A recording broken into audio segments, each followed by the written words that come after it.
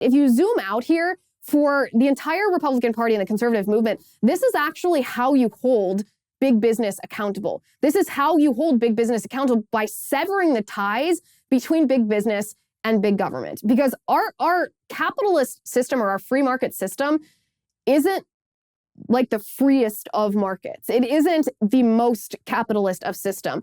There is a lot of crony capitalism that happens. There are a lot of special deals and picking and choosing that happens between government and these organizations or businesses that the government thinks serves the government's purpose, and therefore encourages or incentivizes or helps the entity succeed because it serves the government's purpose. They become sort of para-government entities. And the way to hold big business accountable, the way to prevent them from being woke, is to sever big government from big business, so that big business, when they're evaluating their business interests, they're just thinking about their shareholders. They're just thinking about, does this benefit our business? They're not thinking about, well, does the government want me to do this? Does the government not want me to do this? Will the government protect me if I take a political position instead of a business or a financial decision? Sever big business from big government.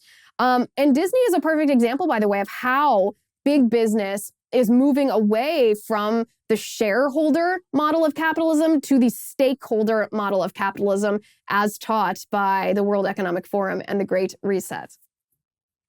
So what Disney has shown us, or their behavior has been a good illustration of, is how these big corporations, when they're so tied to big business, or when big business is so tied to big government, I should say, they're moving away from this idea that they are accountable first and foremost to their shareholders, and they're moving towards this stakeholder idea.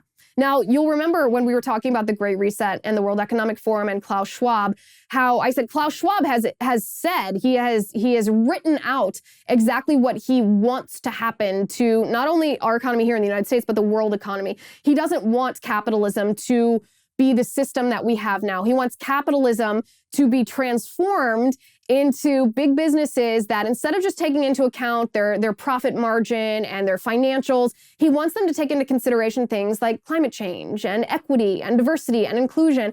And he wants them, when they're making these decisions, whether it's hiring decisions or merchandising decisions or any decisions, he wants them to take into account these stakeholders. And he calls them stakeholders because he says, people are impacted by climate change. Therefore, climate change has a stake in the behavior of your business because your behavior impacts climate change, which is, it's a stretch. It's a bad argument. It's a way, of course, for the radical left to control big business, the radical left in big government controlling big business. This is what Disney has done.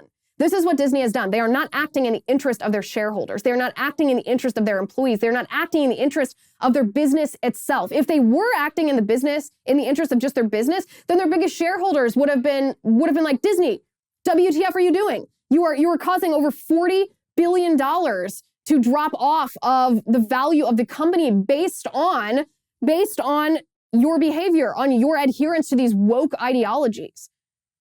And yet that's not what happened. Disney continues. They continue, actually, to this day, to double down on the woke ideology, the queer agenda, the LGBTQ advocacy, because they are acting as if it is a stakeholder economy versus a shareholder economy. They are acting in their political interests and not their business interests. And one of the reasons they're able to do that is because they have this special governing district. It saves them millions and millions and millions of dollars a year. So it's not revenge. It's not retaliation from DeSantis and the legislature in Florida. It's good business on their part, and it's necessary to ensure that businesses and corporations like Disney are run based on business interests and not based on politics.